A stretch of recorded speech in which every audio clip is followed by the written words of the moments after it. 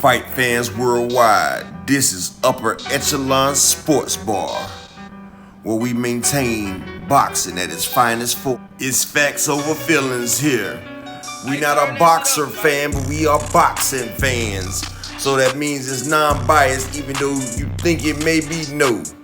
We love all boxers because we love the sport of boxing, and we hope to progress it and get away from this false narrative that it's going in. So y'all sit back, relax, and enjoy the ride because Upper Echelon's in the building, and we gonna keep it ready.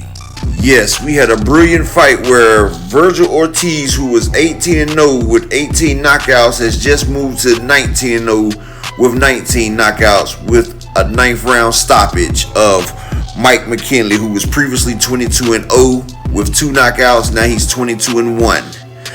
The fight had a little adversity, but going into the fight, we already knew that Mike McKinley, even though he was a slick boxer with plenty of skills, he didn't have no power. And going against a fighter like Virgil Ortiz Jr., if you don't have respectable power to get him off of you, then he's just going to walk you down. And it basically was a handicap fight. But Mike McKinley showed grit, and he showed daring, and he showed a great boxing foray of skills, though, actually. Mike McKinley, I can't take nothing away from him because he has a sublime set of skills. He just doesn't have the power. And when you're going against a front foot dominant fighter like Virgil Ortiz, you got to have power, or he's just going to walk through everything you throw. And Mike McKinley was throwing everything but the kitchen sink, but he just didn't have that And if you ain't got that then you're going to get ran over. And he got ran over. And the fight started getting worse as it got into the 8th round. Virgil Ortiz was digging into the body because he knew that's the best way to stop a slick fighter, because McKinley was all over the place and Virgil was having problems cutting off the ring, which shows to his ring rust. And if Virgil was fighting anybody else that had some pop, it would have been a different story. But McKinley was in the dugout and he came to fight, and he did fight. And he was a dog. He took Virgil Ortiz further than any other fighter in his illustrious 19-fight career. He took him to the 9th round. That's one more round than anybody, including Mean Machine. And we take our hats off to Mike McKinley, but Virgil Ortiz will need to work on some fundamentals like cutting off the ring, which is actually a problem for a lot of young fighters, is cutting off the ring. Like, that's the key ingredient, is cutting off the ring.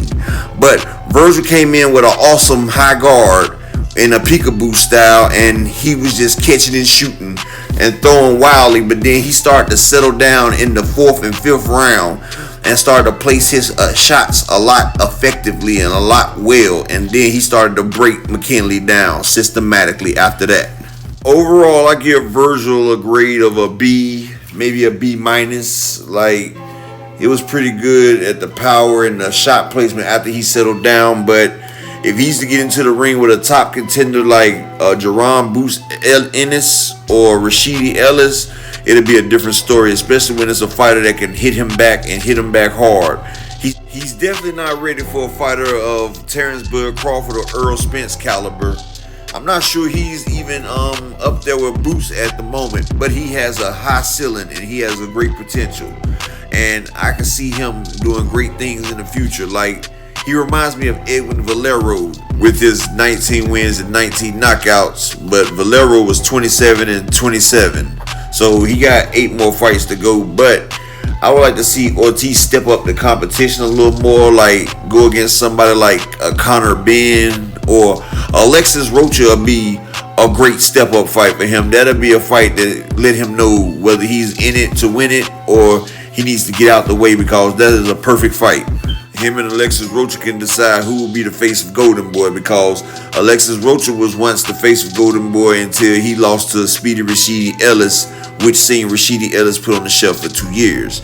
So Virgil Ortiz has a lot to go, but he's came a long way, especially from being hospitalized for losing weight too much. Seems like he got his weight under control now. And one thing I can say, he's one of the most charitable young fighters that I know, and I respect Ortiz for that. And I hope to see him do good things because he's a good person on the inside, and you don't see many boxers like that. But Blair Cobbs will be a perfect fight for Victor Ortiz Jr. because he could practice on cutting off the ring and going against a speedy, fighter who can move and got fast hands and fast feet. That'd be great. Both are on the Golden Boy roster. You have Alexis Rocha and Blair Cobb, who are both on the Golden Boy roster, who just fought a couple months back where Alexis Rocha stopped Blair Cobb. But Alexis Rocha would be a good test for Virgil Ortiz, probably the best test of his career. And it'll be a front foot dominant versus his dominant style to see if he can keep coming forward or have to fight on the back foot, plus going against a fighter who can bang as well as he can bang, because Rocha is no pushover. And then he has Blair Cobb, which will teach him how to cut off the ring and go against a speedy, fast, athletic fighter who could hit with power and who can get away. You have to cut the ring off or you never catch him.